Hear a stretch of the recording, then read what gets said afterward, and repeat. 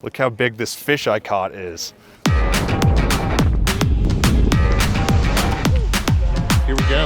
Hi, my name is Jake Parker and I'm a ski expert with Curated.com. Today I'm going to be talking about the things that you need to consider when you're buying your first set of ski equipment and how important it is to select the right equipment for you, because nothing can ruin your experience skiing like the wrong equipment for your needs. And the whole point of this is to get out there and have fun. All right, Jake, we're rolling. Let's do this. A beginner ski setup, or really any ski setup, will consist of a pair of skis with bindings like so. Typically, people will be set up with poles and then a set of ski boots that work with your bindings. So when you're looking for your first pair of skis, or really any pair of skis, there are 4 things that you should consider. To start, getting the length that is appropriate for your height, the shape of the ski, how it flexes, and the width of the ski overall. When choosing the ski length, especially as a beginner, a great place to start is at the top of your head. And I generally like to think that a good beginner setup would be minus 10 centimeters or so below head height. You can see this ski here comes up about my nose, so if I was just getting started, this would be a great length for me.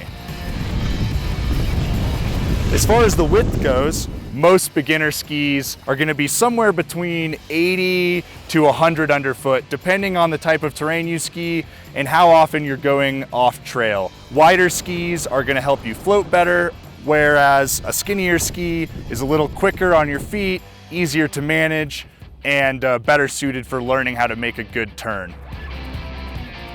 As far as the shape of a ski goes, there are a few things to consider. One is what we call in the ski industry camber. Camber is the squishy part of the ski here, the gap that's formed when I press these 2 skis together. Most skis starting out are gonna have camber underfoot, so in the middle of the ski, and then have ideally some rocker or early rise in the tip.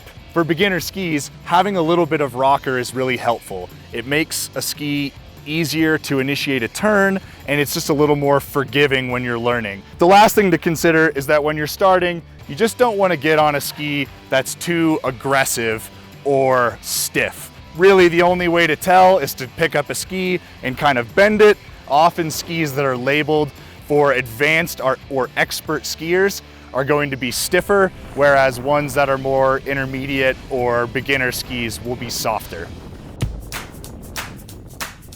Every pair of skis that you buy is going to need bindings to go with. Some skis come with bindings already installed and some do not. If you choose a ski that doesn't come with bindings, there are just a few things that you need to consider. You need to make sure that you get a binding that has the correct brake width. These are the brakes that stop the ski from sliding when it comes off your foot. Any size that you see associated with the binding is likely indicating the brake width in millimeters, and so you just need to compare that to the width of your ski in millimeters.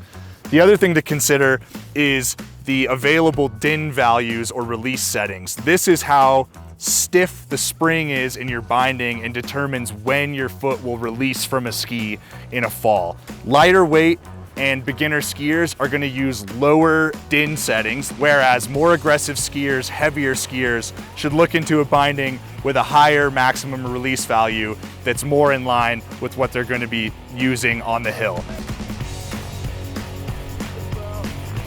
So the next thing you'll need to get set up for your first set of skis is a nice set of boots. When picking the right size ski boot, you want something that's going to fit tight and snug so that your foot doesn't move around, your heel doesn't lift up, so that way when you move your boot, your ski moves instead of your foot moving inside your boot. The other side of that is that you don't want to get something so tight and so stiff that you can't stand to wear them on the mountain for the whole day. The next thing that you'll probably get when you're getting your set up for skiing is a set of poles. Poles are nice just to have, even if it's just to push you through the lift line. Really, the only thing to consider with poles is getting the length that's appropriate for your height. You're looking for a fit where when standing straight, you have about a 90-degree bend in your arm. Picking out your first ski setup can be a little daunting. If you would like to talk more about what might be best for you, depending on your experience level or the terrain that you ski, please get in touch on Curated.com. If you want to learn more about skiing and you like what you saw in this video, go ahead and subscribe to our channel so that you can learn more.